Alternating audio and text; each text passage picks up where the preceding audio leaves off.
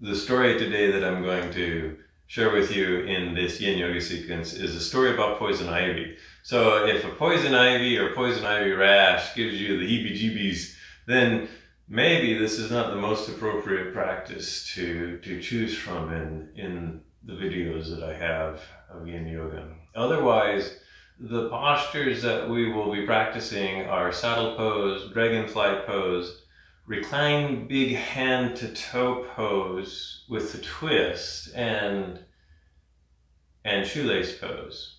So some universal props that are generally useful for any yoga practice are several blankets and some pillows. You can pretty much fashion anything you need out of those props. But also today, a couch cushion might be handy for saddle pose if you're going to try saddle. Also for the twist pose, we will need some sort of strap. Now if you don't have a strap, you can use a towel or an old t-shirt. If you do have all these normal yoga props like bolsters and blocks and straps, you can always just use those. You can also not use any props. So let a prop be a prop. If it's useful, supportive, use it. If it's not, then maybe just try it without. So maybe you want to spend some time to gather up what props you might need.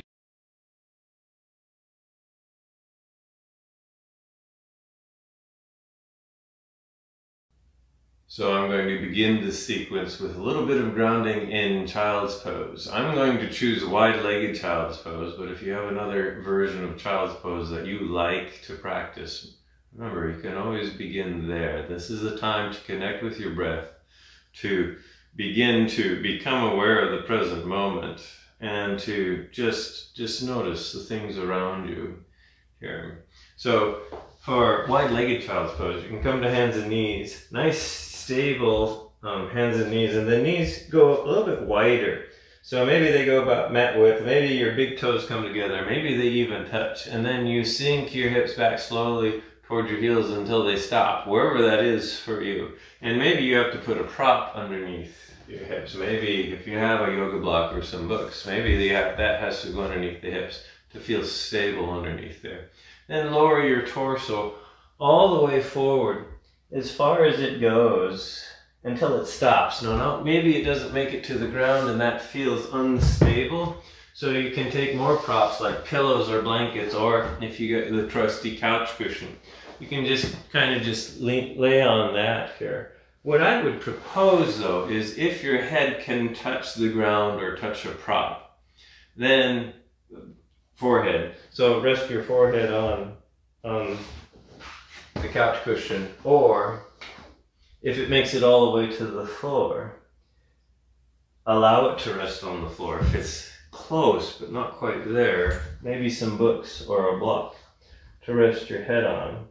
And then allow your whole body to just soften, release, and relax in this child's pose here. So use your breath to do that. You inhale, everything kind of expands. You exhale and soften.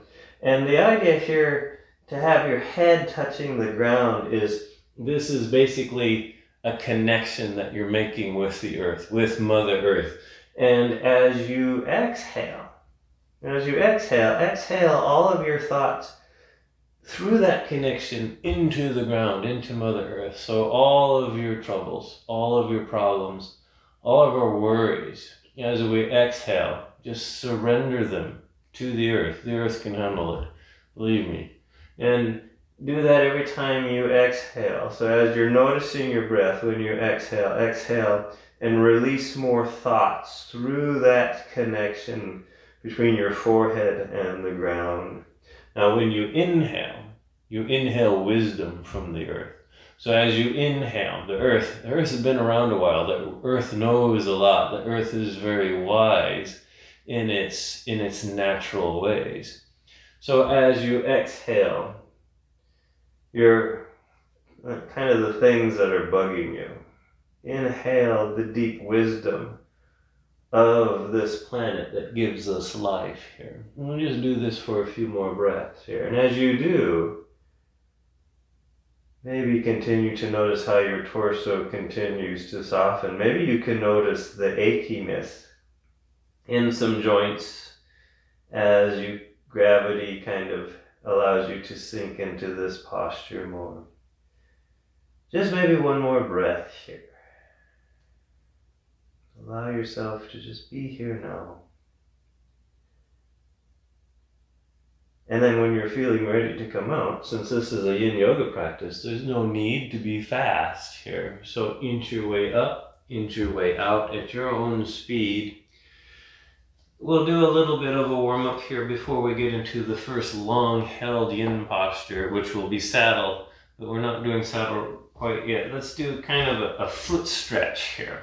So come to hands and knees, come to tabletop, and flex your feet, tuck your toes under, and then plant your toes onto the ground here. Make sure all 10 toes are involved here. So sometimes my pinky toes rebel, and I have to bring them back here. Plant your hands on the ground, and then start to push back your hips back towards your heels. Do this slowly until you feel enough oomph, pressure, tension, traction in your feet.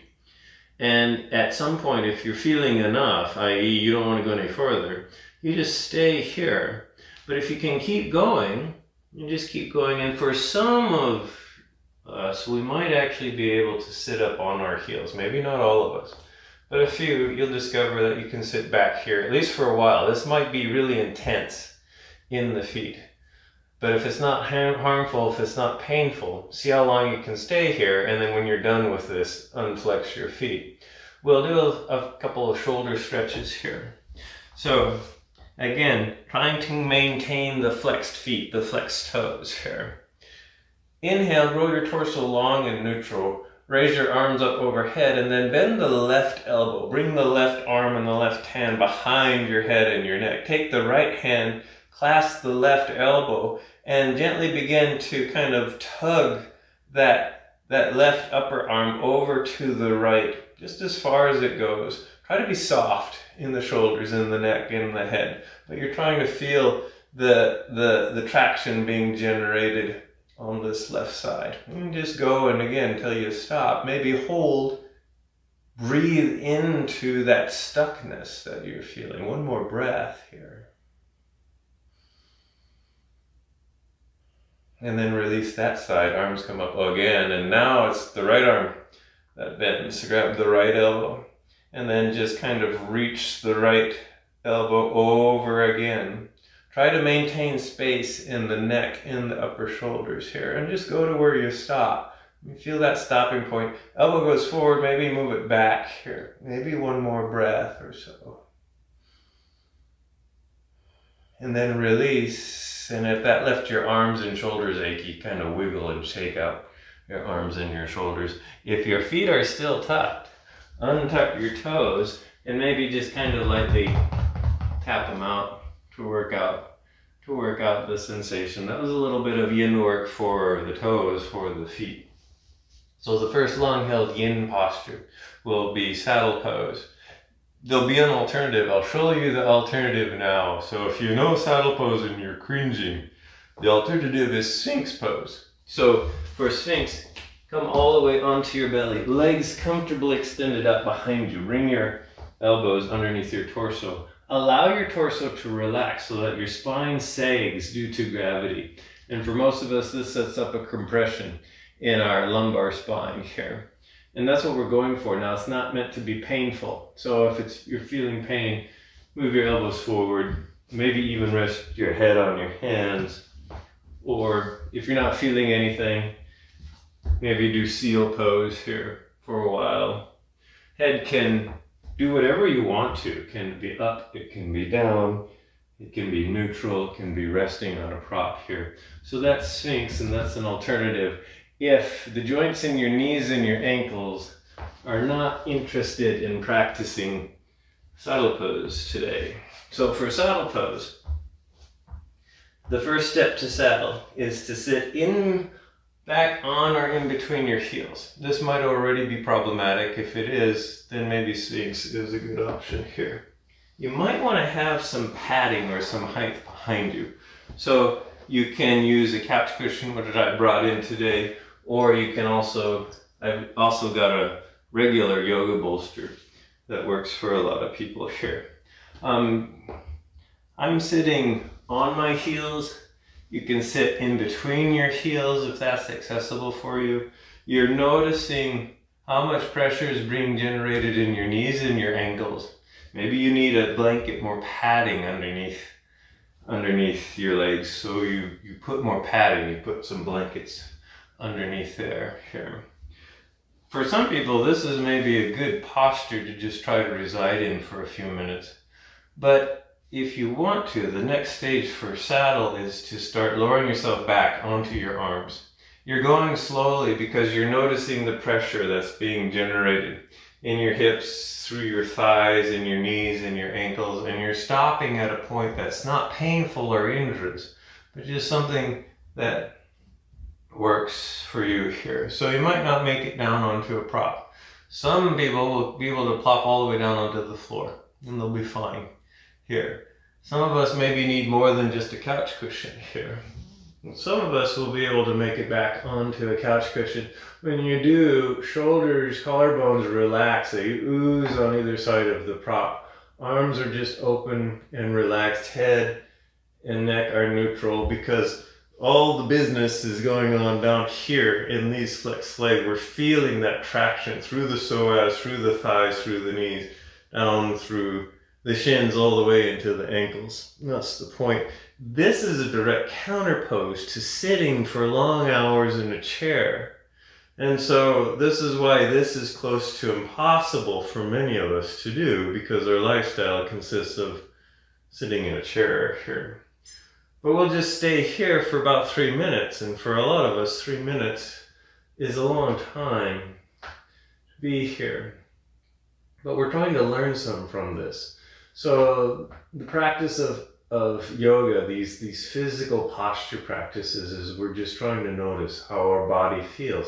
Trying to notice the tension and the pressure, often very uncomfortable in these postures. And instead of registering that discomfort as some sort of pain or wrongness, we're trying to redefine it just as sensation. It's like, okay, this is my stopping point. This is what it feels like. And I'm pretty sure I'm not injuring myself. If I am, then I shouldn't be doing this posture anyway. I should be doing something else. Maybe I should be doing Sphinx because this posture is actually hurting me here. You connect with your breath. You cultivate patience. And maybe you remind yourself of the basic mechanics of practice. So the first mechanic is known, there's 3 of them. The first one is called find your edge. That means you bring yourself into a yoga posture to that place where your body stops.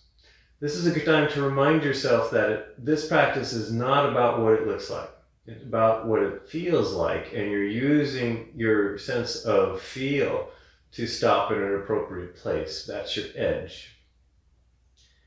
Second principle is called stillness. This is where you set your intention and dedicate the discipline of practice. You found your edge, you found the shape, and now you're resolving to stay for a while. Now you can adjust things. You can adjust hands and arms and feet and head for comfort.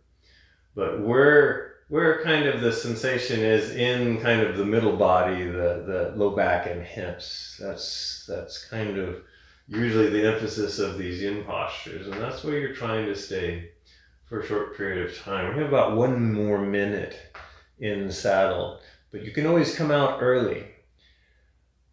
You're just staying as long as you wish. This is the 3rd part of the yin practice, and that's time. So once we've found our edge, once we've become still, then we stay here for a while. Noticing the present moment, noticing our breath, trying to reground, trying to get that sense of just being here and just allowing the sensations, the physical sensations to be if they're not hurting ourselves. Maybe they're uncomfortable. And that's part of the practice. Maybe they're not. Maybe they feel really good. Don't know. The different sensations will bring up different emotions. the more common ones are discomfort and frustration with that discomfort. And the idea is, well, if you're not hurting, then maybe be patient with that discomfort. You might be learning something. You learn powerful lessons through feeling a little bit of discomfort, which is the theme of this class. The theme of this class is poison ivy. Maybe you've never had an uncomfortable experience with that, but I have, and I'm about to tell you about it here. We're kind of done with saddle pose, so maybe saddle pose feels worse than poison ivy right now. So when you're ready, plant your hands. Maybe raise your head and your neck gently first. Engage the front line of your body, and then use your arms on the floor to grunt and groan, and bring yourself slowly up out of saddle pose. When you get up out of saddle pose, your knees were deeply flexed. And so you probably want to straighten out your legs. This is a good time for a little bit of core work here. So I always like dolphin plank is one name for this. On hands and knees, come down onto your forearms, maybe clasp your hands, and then tuck your toes under, lift one knee up, lift the other knee up, and then make a nice long line with your body. This requires muscle engagement here. So this is not a yin posture, this is a yang posture, in that it takes core engagement to maintain this. We're only doing this to kind of get the achiness out of saddle pose. So you only need to do that for a few breaths. And then you can bring yourself up here. Next long-held yin posture is Dragonfly Pose. So if you're like me, you might want a little bit of height. You can use a block or some books or a couple of blankets to sit on to generate that height. Dragonfly Pose is a wide-legged forward fold. And so you'll sit with legs out in front and then bring legs out wide. Ultimately, we'll maybe fold forward here, but see how this feels here. So wide is relative. You go as wide as you do. Some of us can do full splits. Some of us, maybe you can't go as wide as I can. That's okay.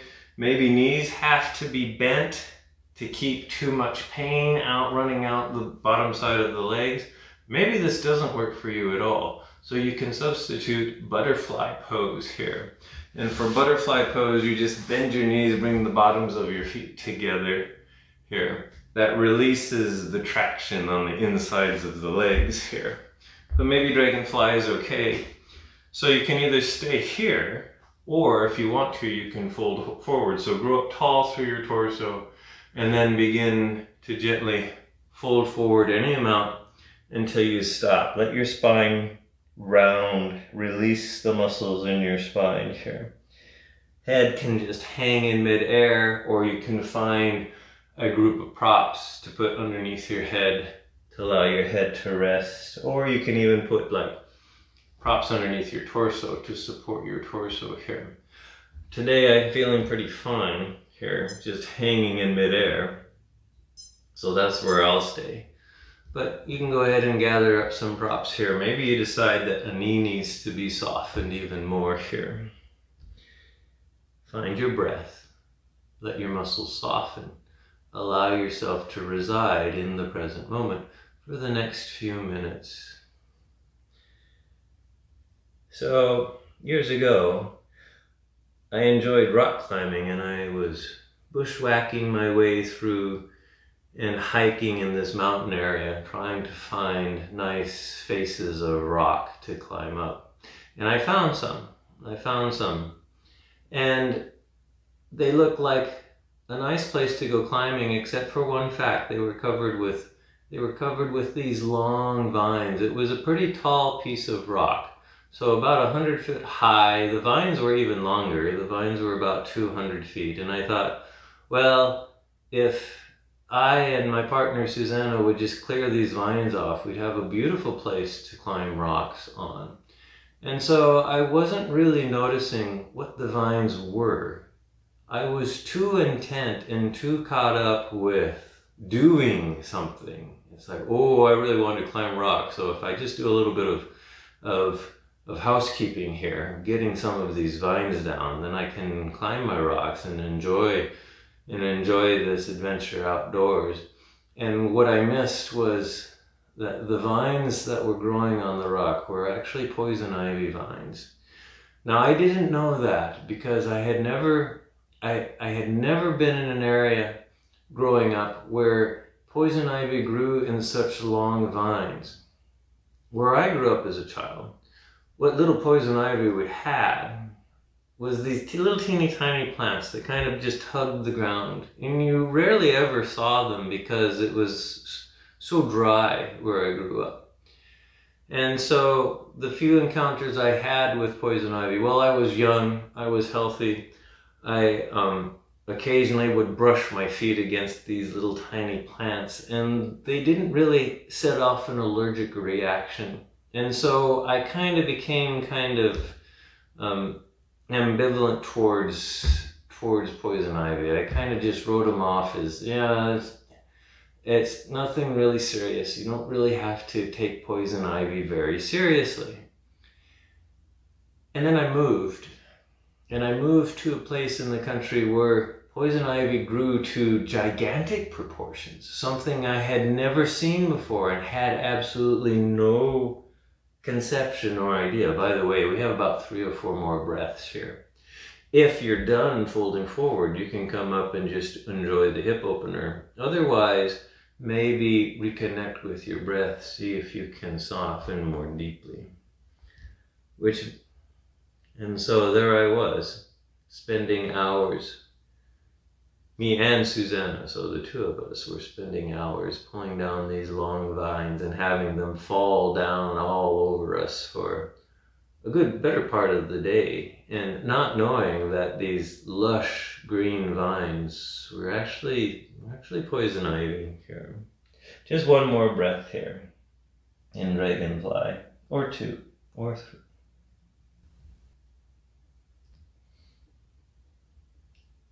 As you slowly begin to bring yourself up, lengthen out through your spine, so engage some core muscles, get long here. Raise your arms up overhead, and then laterally bend over to the right side. Reach up through the left side, and then bring yourself back up. Laterally bend gently over to the left side. Reach up through the right side. And then when you get back up, arms come down, and then you can bring the legs in. And then maybe you want to extend the legs out, point and flex the feet a few times. And then we'll get set up for the next yin posture. The next yin posture I call hand to big toe pose with a twist, which is a mouthful here. You'll need something. I have a yoga strap that I'll be using. But if you don't have a fancy yoga strap like this, you can use a towel or a t-shirt here. And basically, we'll use this to some of you will have enough flexibility that you can maybe just literally hang on to your big toe here. Otherwise, what you'll do, this is a spinal twist, ultimately. So you lay on the floor, and both legs are extended. Bend the left knee and bring the left knee into your chest. Wrap the strap, the towel, the t-shirt around the bottom of the left foot. Extend the left leg long here. And then clasp the strap with your hands. Bring the left leg gently up as far as it goes until you're feeling some oomph, not pain. And if you can get the leg straight, that's fine, but it doesn't have to be straight. It can have a micro bend in it if that feels healthier. Even though you're feeling something here, like I can straighten my leg, but this feels almost painful to me. If I keep a micro bend in it, I'm still feeling lots of pressure in the leg here. And then from here, get ready to lower this leg all the way over to the right side. So sometimes you might have to shift your hips here a little bit, and then lower this leg over. You're holding on to the strap with the right hand here. So notice I've just stacked my left hip on top of my right hip, and I'm melting my left shoulder back over to the left. Maybe I extend my left arm over out to the left side here. And then from here, this is the posture. So your head, neck can just be neutral looking up. If you want a little bit deeper twist in the head and the neck, you can look over your left shoulder here.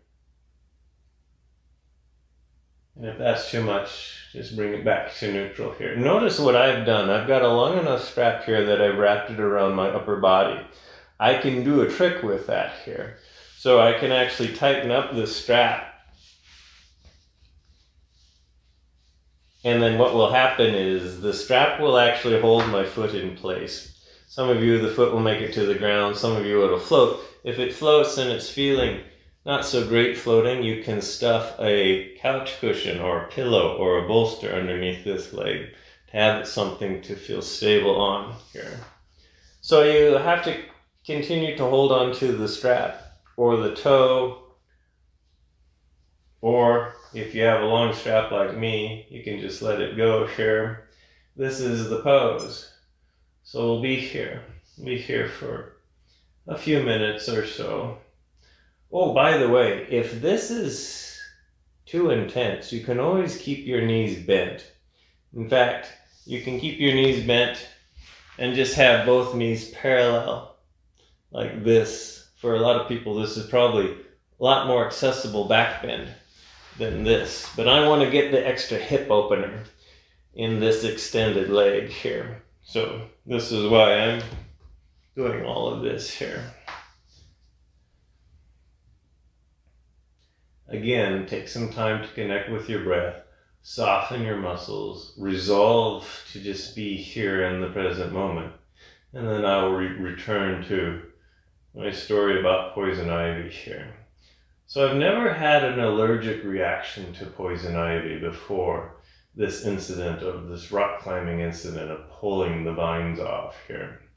And because I bathed myself in poison ivy oils for a good part of that day, it was my turn to have an allergic reaction. Now it turns out when most folks have their initial allergic reaction, that means breaking out in the very typical poison ivy rash. It doesn't happen in the typical 3 to 4 days that we're accustomed to. It actually takes a couple of weeks for the body to develop the allergic reaction. So it was about 2 weeks before I started breaking out in the poison ivy rash. And of course, that was so long from the climbing trip that I had no idea what was causing the rash. It was this just strange, mysterious rash that was appearing all over my body about 2 weeks later. And I had no idea what was going on other than, wow, I've got this strange, incredible rash. I should mention the rash on the skin is not harmful. It's not dangerous. It's just incredibly uncomfortable and annoying, and it lasts for a good month here. And because I had spent so much time dealing with these vines, I got a full body rash. There wasn't a single part of my body that didn't have poison ivy rash on it here. And so it took me a while. It took me a good long while to figure out what had happened. Finally, I had to go visit medical clinic, and the physician assistants and the nurse practitioners and the nurses there, they knew immediately what it was. It was just a good old-fashioned poison ivy rash. And so I went home and I studied up on poison ivy for a while. It was a good lesson that I had to learn the hard way. So I learned Mother Nature teaching me a powerful lesson about just the forms that life can take. And unfortunately, instead of being careful and paying attention to what I was doing, I had to be dished up the lesson in the more severe fashion, which was having to come down and deal with the rash here. We're done dealing with this side of the twist. So when you're ready, slowly bring your left leg back up to center. And then gently bend the left knee You can release the left leg here. You can do a little bit of just wiggling around for the counter, or even just lying still here before we do the right side here. Some things you can do is you can do knees into chest. You can do reclined windshield wiper to work out maybe the stagnation here. You can do waterfall and point and flex both feet. We'll get set up for the other side of this pose. So wrap your t-shirt, your towel, your strap around the bottom of the right leg here. Hold the strap. Extend the left leg long. Right leg is trying to be straight. For some of you, it can be straight. For some of us, it's going to have a bend in it, as you can see mine does here. And then, again, I've got this really long strap. You're lying here holding your t-shirt, your towel, your strap here. And then you take the strap in your left hand. Right hand comes out in an outrigger, and you maybe shift your hips over to the right to make it easier to twist, and then you lower the right leg over to the left side, just as far as it goes. The foot might make it to the floor, maybe it floats, maybe you need to put some props underneath that leg to support it. Maybe you have a really long strap like me, so that you don't have to hold on to the strap like in a death grip for 3 minutes here.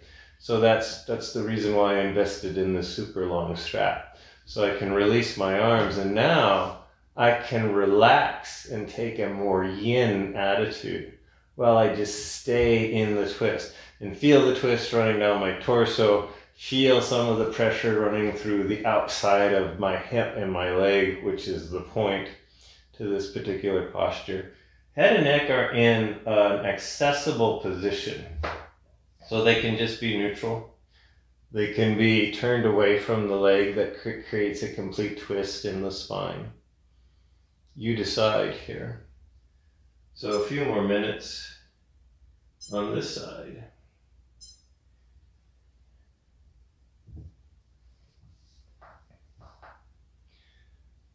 Back when I didn't know what the rash was, I was rather panicky.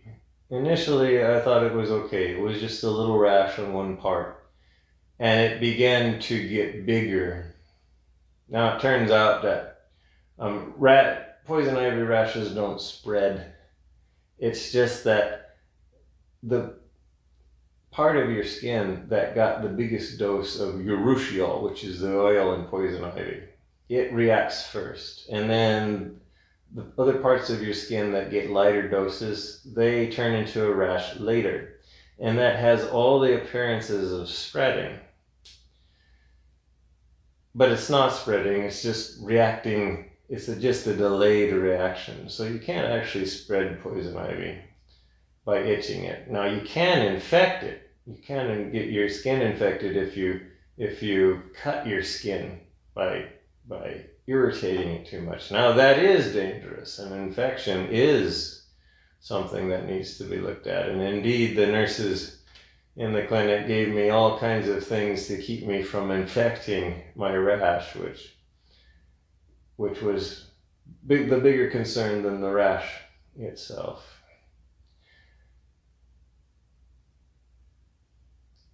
At the time, all the long-time locals who started hearing about my predicament, and they all got their chance to point their finger at me and to laugh at my ignorant foolishness.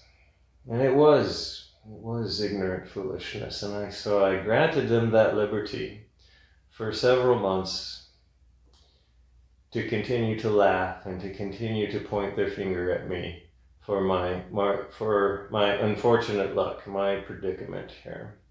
Because it was a powerful lesson about learning about how nature works in different parts of the world as we move around here. So we have about 5 more breaths here on this side. See if there's anything that needs to be adjusting. Maybe the head and the neck need an adjustment. Maybe the knee needs an adjustment. Maybe you can go deeper. Maybe you can pull that right foot up a little bit farther here. Maybe the left shoulder oozes back towards the ground just a little bit more. Nothing dramatic. Just after time, the muscle tonus begins to soften, and you find that you do kind of ooze a little bit deeper into the posture. Otherwise, just one more breath here. And then maybe on an inhale, use the inhale to kind of slowly bring that right leg all the way back up to center. Maybe clasp the strap for a moment, but at some point, soften this right knee, release the right leg. And you're done with your strap towel, t-shirt. You can kind of work out the kinks with that leg here. Maybe bring your torso back to center. And again, a little bit of just moving around to work out the kinks of that twist. And then at some point, roll over to one side, bring yourself up to sitting. Remove the strap. A little bit of wrist work before we get into shoelace, which is the next posture. So come to hands and knees, come to a nice tabletop. And maybe you would like to do a few cat and cows to continue to work out some of the stagnation from that twist here. So come into a nice cat pose. You can flex your spine here. And then when you're ready, you sink your belly down and come into a back bend into cow. And you can do a few slow cycles like this. Now you can continue to just do cat and cow. Or if you would like to get a little bit of yin work into the wrist, come back to a nice neutral spine. And then take your left hand, take the fingers and point them out. Keep turning your hand until they stop. I don't know where that will be for you. Some of you will be able to turn your fingers all the way to point back. If they don't, that's okay. And then put some weight on that hand. See how that feels. Notice the pressure there. If this is going okay, take your right hand, flex the right hand and place the back of your right hand with your fingers pointed back towards your knees on the ground. Lock off your right arm and then see if you can put some pressure on that right wrist here. Probably not as much as you have on the left wrist. And then just stay here and just feel that pressure. Maybe this is too much, so maybe you have to just undo that. But if it's intense but manageable, a few more breaths here. Some of you can maybe even do kind of some slow, lazy circles and notice how that changes the pressure in your forearms and in your wrists. At some point, bring yourself slowly back to center. Undo the right hand first. Undo the left hand. Just come back to simple tabletop. And then we do that all on the other side. So take your right hand, turn the fingers, rotate them out until they stop. Maybe they point all the way back, maybe they don't. Press into that hand, maybe that's enough, so this is where you stay. Or if you want the challenge, you flip your left hand under, fingers point back, bottom of your hand faces up, and then put as much pressure as you want to here. And you can just stay here in stillness for a couple of breaths, or you can make gentle circles around this way. And again, if this is painful, then the idea is come out of it. Because we often overwork our wrists, whatever we do, particularly if we type at a typewriter or have some kind of wrist working job. Maybe you're a body worker, like a massage therapist. And then go ahead and release.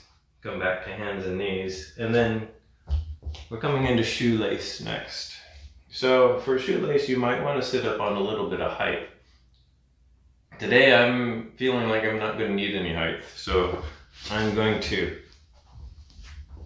not get any props to sit on. You'll start out with legs out in front. First side of shoelace, bend your right knee and bring that right heel on the outside of your left hip. Bend the left knee, bring the left heel on the outside of your right hip, and see if you can stack your knees here. This shouldn't be painful, particularly in the knees. This is meant to be a hip opener. So if you're feeling a lot of knee pain here, then that's not the point to this posture. So if you are feeling a lot of intensity in the hips, then that's the point to shoelace here. So an alternative for this posture is Eye of the Needle pose. So for Eye of the Needle, make your way onto your back. Left ankle is on the right thigh, left knee is bent and out wide. You can stay here with the right foot on the ground, or you can draw the right leg into your torso until you're feeling enough oomph somewhere in the left side here. This is usually a little bit gentler than full shoelace. Otherwise, if full shoelace is fine, this is where you stay. If this is really intense, you don't have to go anywhere. You just have to sit like this for a few minutes. But if you're wanting more oomph, then the next stage is to fold forward, just like we did in Dragonfly. So grow up tall through your torso, and then gently begin to slowly fold forward until you feel enough. So you stop when you've had enough. Maybe hands come forward. By the way, you can press your hands into the ground and push your body weight back to get weight out of the knee joints and more into the hip joints here. And if you need some props to rest your head or your torso on, then by all means, find some props to do so. So find your version of shoelace. And then we'll hang out here for a couple more minutes or so.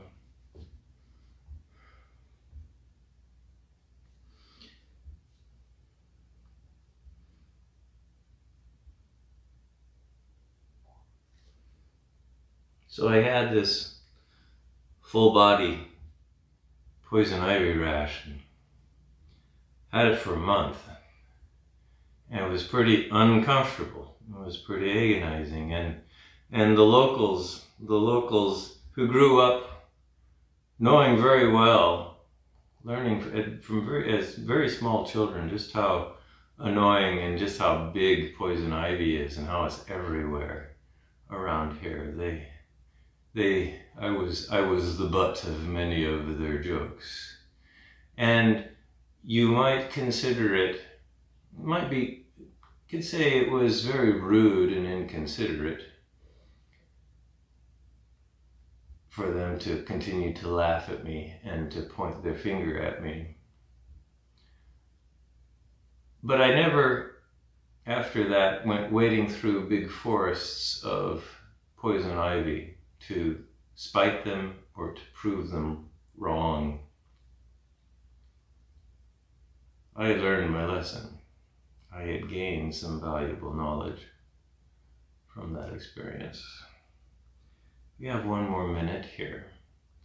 If this is an intense, uncomfortable experience, to be hanging out here in shoelace, you can always remind yourself, well, this is probably better than a poison ivy rash.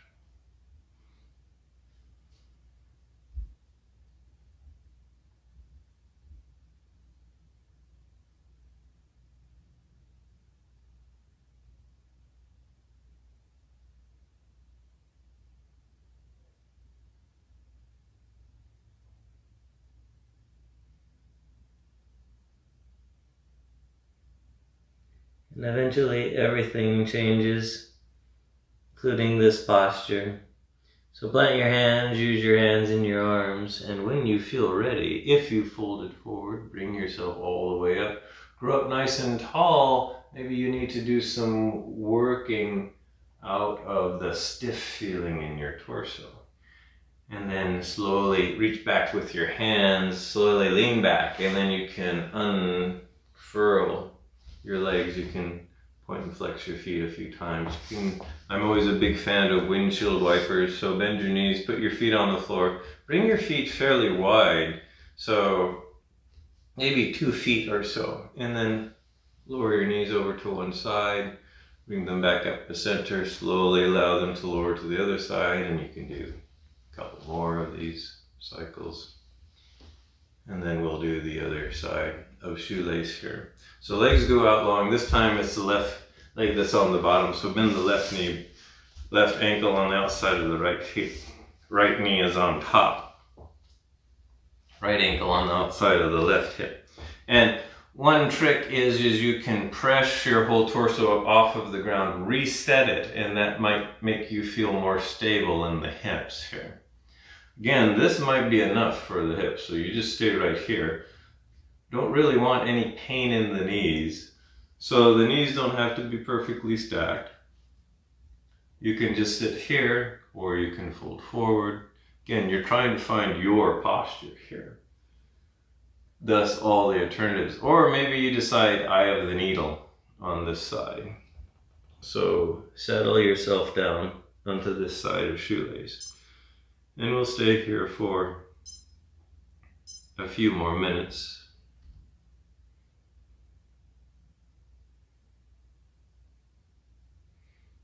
And then again, remind yourself, a poison ivy rash lasts for a month. This is only going to last for a couple more minutes. So maybe we can have patience with this.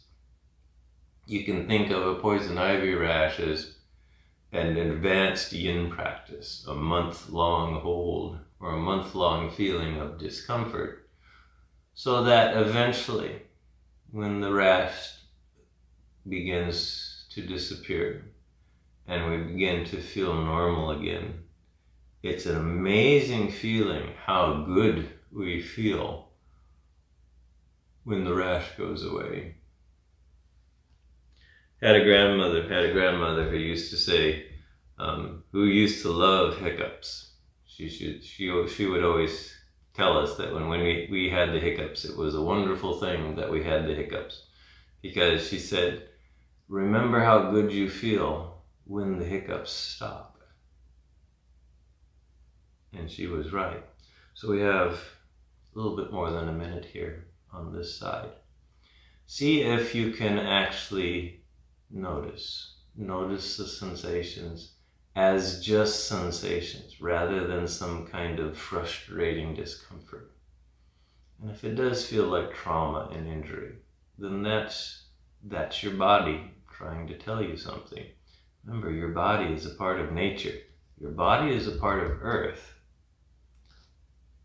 And it has lessons of its own that it can teach you.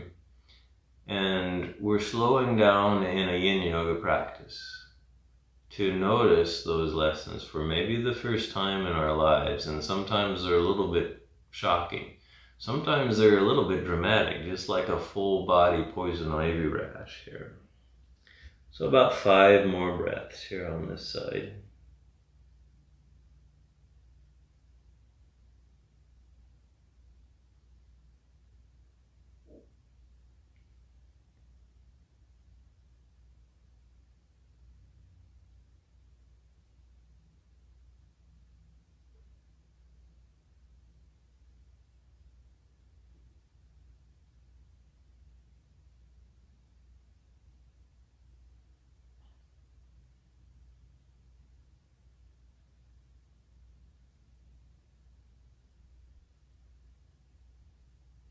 And then when you're ready, slowly bring your torso up first if you folded forward.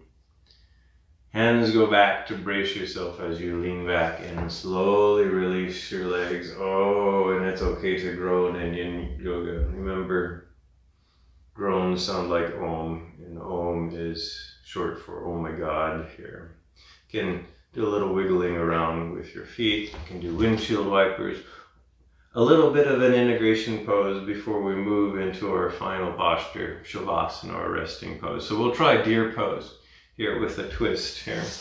I need a little bit of height to sit on. I'm going to use my yoga block, but you can use blankets, you can use books if you need height here. And maybe you don't need any. You'll start out with legs out in front, just like we did for shoelace. Bend the left knee, bring the left heel on the outside of the left hip. Left knee can go wide.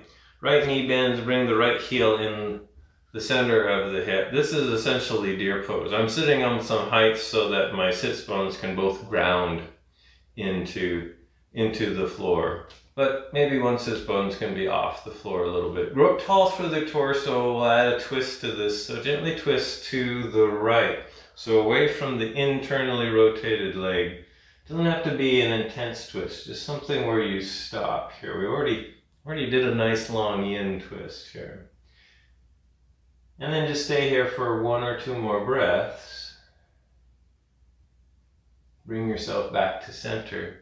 Bring your legs back out front. We'll do the other side here. So now bend the right knee, right ankle goes on the right side of the hip, right knee out wide. Bend the left knee, left ankle on the inside. This is deer pose on the other side. Grow up tall through your torso and then turn and twist over to the left side here. And then just stay here for a couple of breaths. So shoulders kind of nice and level.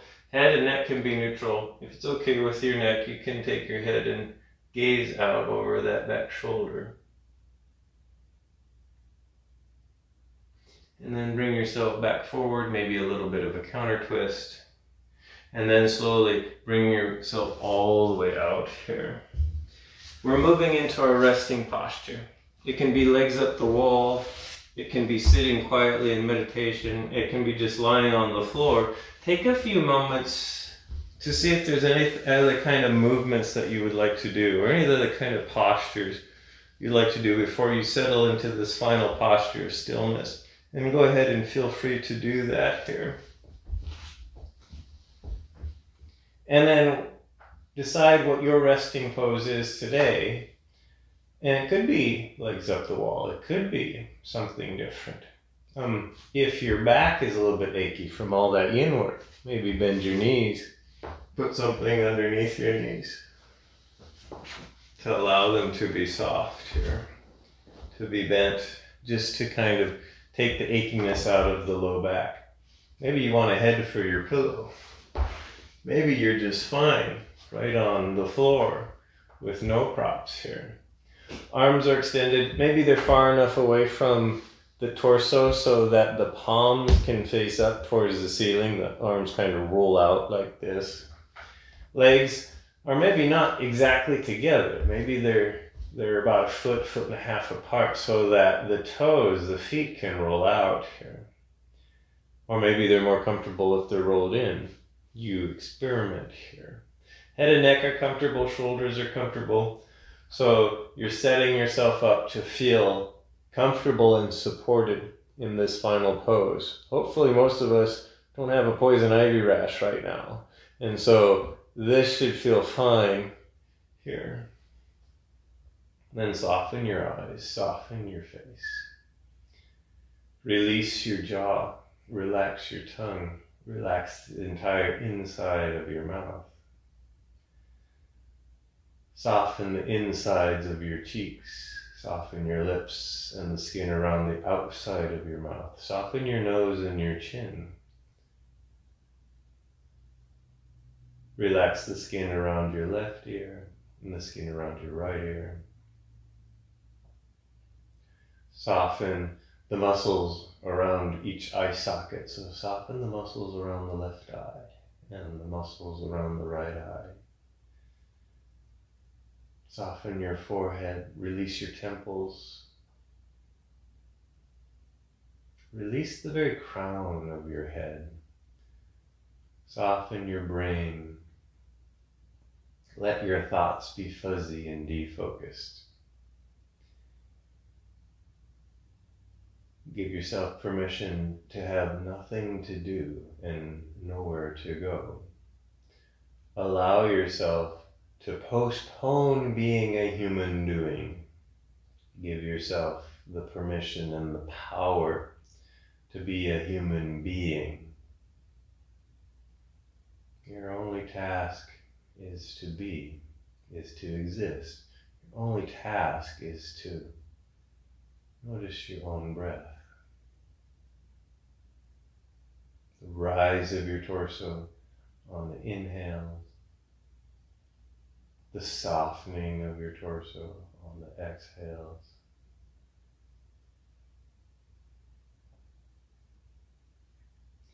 Continue to release your upper torso. Your collarbones are broad and soft. Release your right arm, your right palm, your right fingers. Left arm, left palm, and left fingers. Bring your awareness to the tips of all of your fingers on your right hand, on your left hand. See if you can notice that subtle interplay between your nervous system and your capillaries, that light tingling sensation in the tip of each finger as you continue to soften your muscle fiber.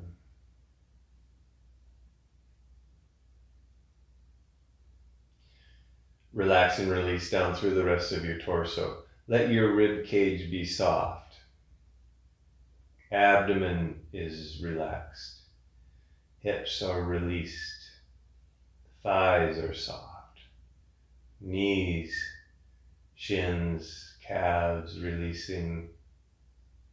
Ankles, heels, tops of your feet, soles of your feet. All the toes, both feet left and right, softening. And then see if you can detect that gentle tingling, that sense of energy, life force, prana, in the tips of each toe.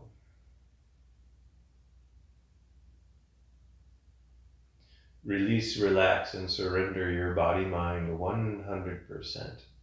And then visualize yourself lying on a sandy beach, on a tropical island next to the ocean.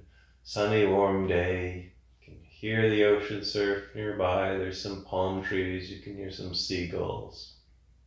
You can feel the soft, warm sand supporting you. You can feel the warm sunbeams warming your face, softening your skin. No poison ivy in sight. You can hear the ocean surf in the distance. As you inhale, you hear the ocean surf rolling in. As you exhale, it quietly rolls out, and that continues with your breath. Every time you inhale, the ocean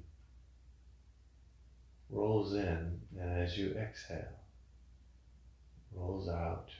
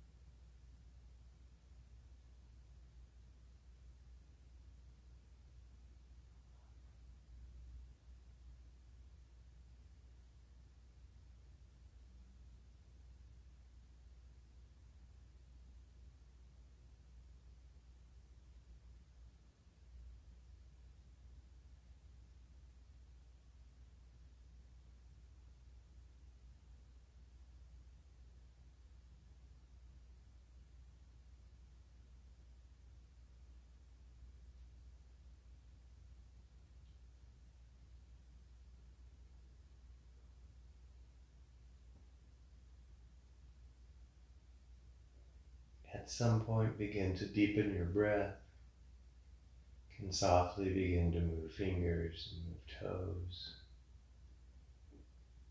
Maybe bring more motion into hands, into feet, into arms, and into legs. At some point, slowly and gently sweep your arms up overhead. Interlace your fingers, roll and point your palms away from your head. Push them back towards the wall behind you. Feet come together and you're pressing your heels in front of you. You're growing long here. Maybe kind of inch yourself even a little bit longer. And then go ahead and release. Gently bend both knees. Roll over onto one side. And then when you get there, pause. Pause to cultivate a deep sense of gratitude for your practice and your efforts, but also a deep sense of gratitude for you, your unique embodiment in this universe. The universe is ecstatically joyful that you are here.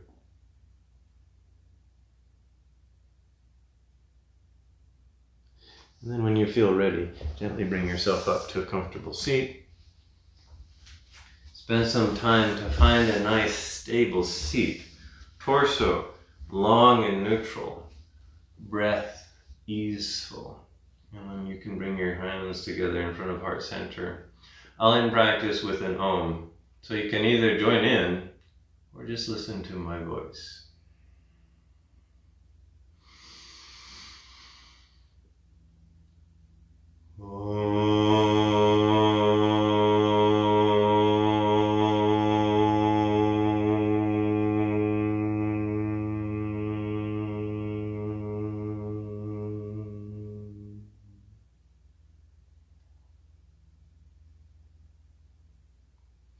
The inner light in me honors the inner light in you.